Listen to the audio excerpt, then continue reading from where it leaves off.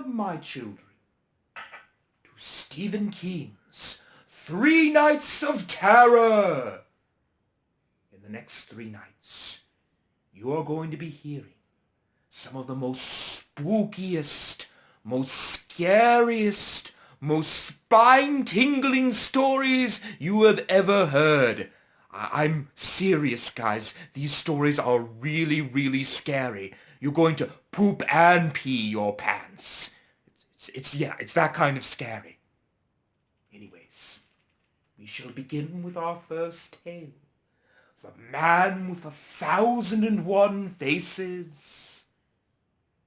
I shall let Seth Lewis take it from here. Thank you, Stephen King. I'm sorry, he insisted on doing that.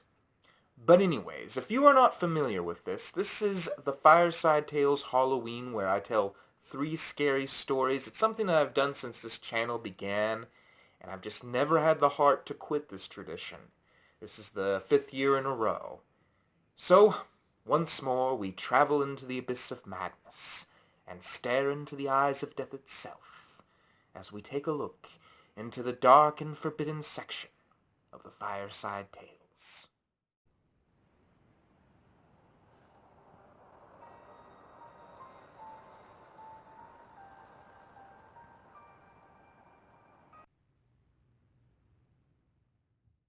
Here recently, we here at the Fireside Tales had confirmed to us the existence of a being that we weren't sure was real.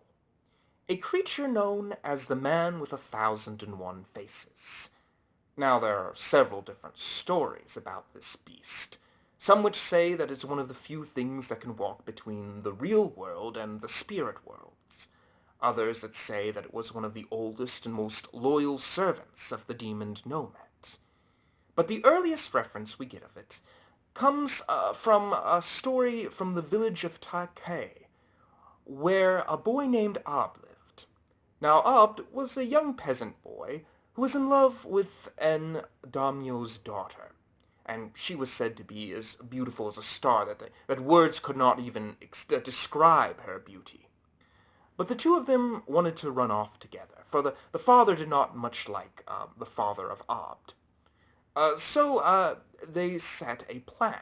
They were going to go to an inn, and the daughter was going to steal some money, and the boy was going to steal some money, and they were going to go off together into the world.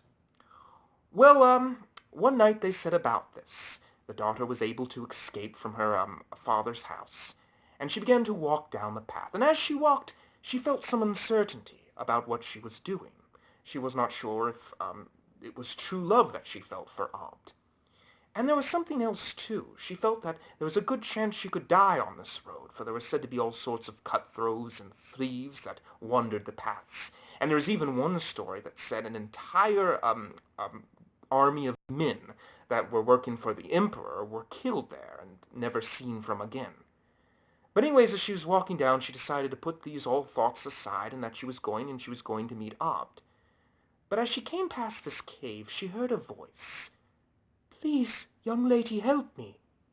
And she looked over to see an old woman peering out from the cave. And the old woman had the most pitiful eyes, and she said, "Please, my lady, I need food or water, and I see that you have a canteen, and you probably have some money in that sack there. If you could just spare just a few drops and a few coins." Well, Aki felt a bit nervous. There was something about the old woman that she didn't like, and she said, "Well, my dear lady, I am in very much of a hurry." And the old lady said, "Oh, it will only take a few seconds." So Aki decided that she would walk over, and she was still uncertain because there was something about this old woman she didn't trust. But she took the canteen, and she was about to put the canteen on the old woman's lips, when out into the moonlight there stepped the most monstrous thing that she would ever see. And this was the Man with 1,001 Faces. I will describe it as the ancient legends tell us what it was like. It was much like a centaur. It had the body of a man and the legs of a horse, and it had a bunch of tendrils sticking out from its side, and in each of these tendrils were these beautiful faces of men and women and children. and the creature looked down at her, and it had a very proud look on its face, and said, "Oh, what a beautiful thing you are to add to my collection. So many beautiful creatures like yourself wander down this path, to be devoured by me, the being of the demon, the creature of the spirit world, and the oldest kami of the world." And anyways, it grabbed her, and she tried to make a run for it. She tried to scream. She tried to get away from this thing. But it pulled her into the cave, and it grabbed hold of her face, and it pulled it off. And then it began to eat her alive.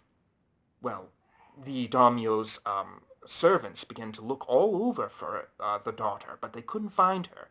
And Ob decided that he would try. He believed that he would find her because he thought he knew exactly where she went. He knew the exact path.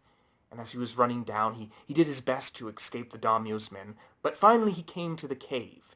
And as he was walking by, he heard a voice. "Opt! Opt!"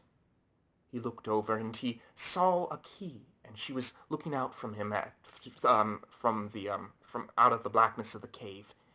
And he said to her, "A key, what is wrong? Why didn't you meet me at the inn?"